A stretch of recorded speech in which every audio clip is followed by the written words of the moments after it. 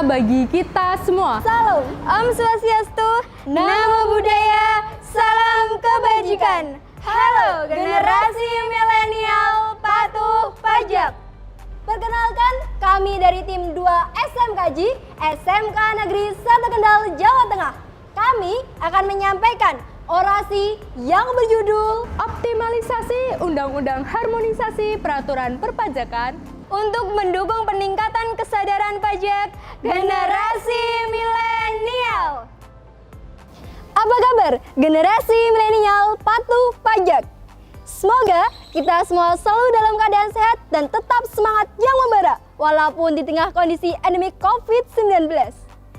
UU HPP atau Undang-Undang Harmonisasi Peraturan Perpajakan telah disahkan oleh pemerintah bersama dengan Dewan Perwakilan Rakyat atau DPR pada tanggal 7 Oktober 2021. Presiden Joko Widodo resmi mengundangkan rancangan Undang-Undang Harmonisasi Peraturan Perpajakan ini menjadi Undang-Undang Nomor 7 Tahun 2021 pada tanggal 29 Oktober 2021. Undang-undang ini berlaku mulai tahun pajak 2022. Asas UU HPP diselenggarakan berdasarkan asas keadilan, kesederhanaan, efisiensi, kepastian hukum, kemanfaatan, dan kepentingan nasional. Sedangkan tujuan penyusunan undang-undang ini adalah untuk meningkatkan pertumbuhan perekonomian yang berkelanjutan dan mendukung percepatan pemulihan perekonomian, mengoptimalkan penerimaan negara guna membiayai pembangunan nasional secara mandiri menuju masyarakat Indonesia yang adil, makmur, dan sejahtera, mewujudkan sistem perpajakan yang lebih berkeadilan dan berkepastian hukum, melaksanakan reformasi administrasi perpajakan, kebijakan perpajakan yang konsolidatif, perluasan pajak, serta meningkatkan kepatuhan sukarela wajib pajak. Secara garis besar, UU HPP terdiri dari 9 bab yang memiliki 6 cakupan pengaturan, di antaranya 1. Perubahan Undang-Undang Ketentuan Umum dan Tata Cara Perpajakan atau UU KUP berlaku mulai tanggal diundangkan. Kedua, perubahan Undang-Undang Pajak Penghasilan atau UU PPH berlaku mulai tahun pajak 2022. Ketiga, perubahan Undang-Undang Pajak Pertambahan Nilai atau UU PPN berlaku mulai 1 April 2022. Keempat, program pengungkapan sukarela atau PPS berlaku mulai 1 Januari sampai dengan 30 Juni 2022. Kelima, pajak karbon berlaku mulai 1 April 2022. Keenam, perubahan Undang-Undang Cukai berlaku mulai tanggal diundangkan. Generasi milenial patuh pajak.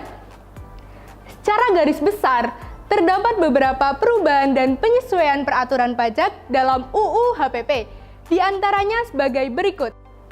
1. NIK menjadi NPWP. Pemerintah menambahkan fungsi nomor induk kependudukan atau NIK menjadi nomor pokok wajib pajak atau NPWP orang pribadi. Namun, dengan peraturan ini tidak setiap orang menjadi wajib bayar pajak. Pembayaran pajak dilakukan jika penghasilan setahun di atas batasan PTKP yang berlaku atau peredaran bruto di atas 500 juta bagi pengusaha yang membayar PPh final menurut peraturan pemerintah nomor 23 tahun 2018. Yang kedua, penghasilan di atas 5 miliar dikenakan tarif pajak.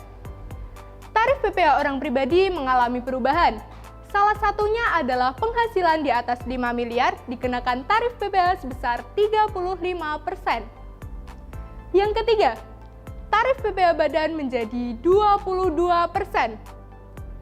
Tarif PPh badan ditetapkan menjadi 22% yang berlaku untuk tahun pajak 2022 dan seterusnya.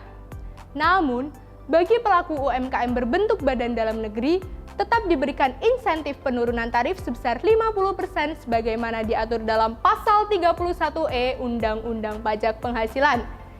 Yang keempat, tarif PPN menjadi 11%. Pada 1 April 2022, tarif PPN naik menjadi 11%. Kemudian, tarif tersebut akan naik menjadi 12% yang paling lambat diberlakukan pada 1 Januari 2025. Yang kelima, penambahan objek PPN. Barang dan jasa yang semula non-BKP dan non-JKP akan dikenakan pajak.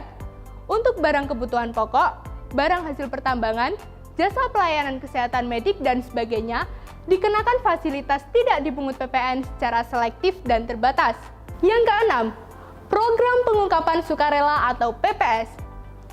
Wajib pajak diberikan kesempatan untuk melaporkan atau mengungkapkan kewajiban perpajakan yang belum secara sukarela melalui dua kebijakan, yaitu pembayaran pajak penghasilan berdasarkan pengungkapan harta yang tidak atau belum sepenuhnya dilaporkan peserta program pengampunan pajak atau tax amnesty, atau pembayaran pajak penghasilan berdasarkan pengungkapan harta yang belum dilaporkan dalam SPT tahunan PPh orang pribadi tahun pajak 2020. Yang ketujuh, penerapan pajak karbon. Pemerintah sepakat menerapkan pajak karbon sebesar Rp30.000 per kilogram karbon dioksida ekuivalen atau satuan yang setara. Pengenaan pajak ini dilakukan dengan kebijakan peta jalan karbon.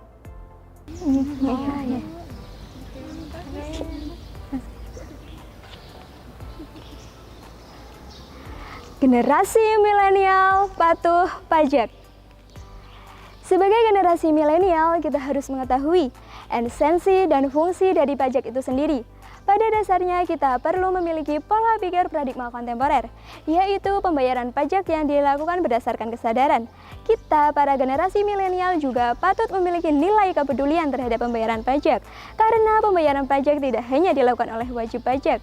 Hal itu dikarenakan untuk mensejahterakan kalangan tidak mampu dan wilayah-wilayah yang membutuhkan seperti daerah 3T, tertinggal, terluar, dan terdepan.